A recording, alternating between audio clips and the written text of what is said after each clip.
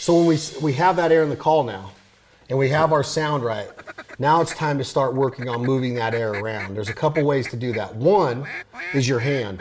I like to be able to just press with my index finger and point that call down, let go of the pressure on my index finger, point it straight out, just moving it into those tissues in the palm of your hand, and that air, that skin absorbs sound. If you point it straight out with an open hand, you get a little bit more, a totally different sound. The other way that you can do it when you get a little bit more advanced at duck calling, and especially reading the body language of ducks, is now you can start to move around when you know that you can move without being seen. Right. Point that call, tell me what you do, because I've seen it in the woods a lot. I'm like, man, that dude he's moving around a lot. And a lot of good timber hunters do. I've seen guys that will just kick water, move around a tree all the way because they know when to do it. They stay in the shadows. They know when the ducks are not looking at them. They know when to point their call down. So what are you doing when you're moving around and moving the call around? Throwing that air around, basically, and you see a lot of good callers that are actually bent over, just constantly bent over, throwing. And what they're doing is they're spreading that sound out across the water.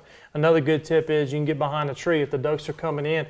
Instead of blowing directly at them, and blowing them out of the hole, you can sit there, and if you have to look and you want to look, where they're coming in at, you can sit up against the tree and blow at that tree and hit that sound off that tree, and it'll actually ricochet back and come behind you and hit another tree and come forward. So you're trying to throw that sound around, because if you think about it, ducks on the water, you can't really pinpoint a bunch of raft of birds on the water unless you visually see them.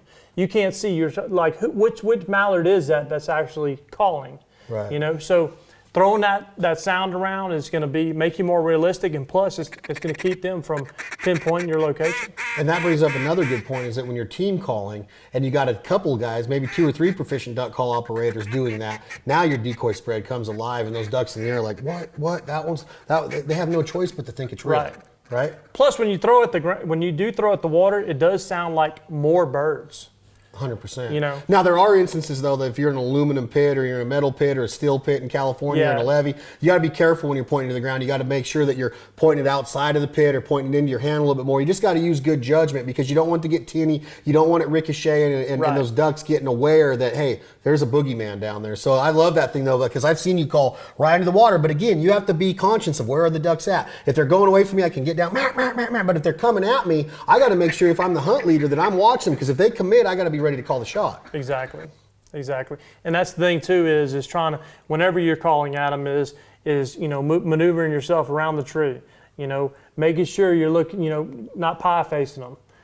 So human skin will scare more ducks than anything, any animal. Absolutely. Turkeys, coyotes, whatever. So hide good, understand body language, use your instincts, read the ducks, and know when to call, know what to say when, and which way to point your call to make that air or make that sound bounce off water, bounce off trees, making that decoy set come alive even more. Yeah, it's gonna make you a better duck hunter. That.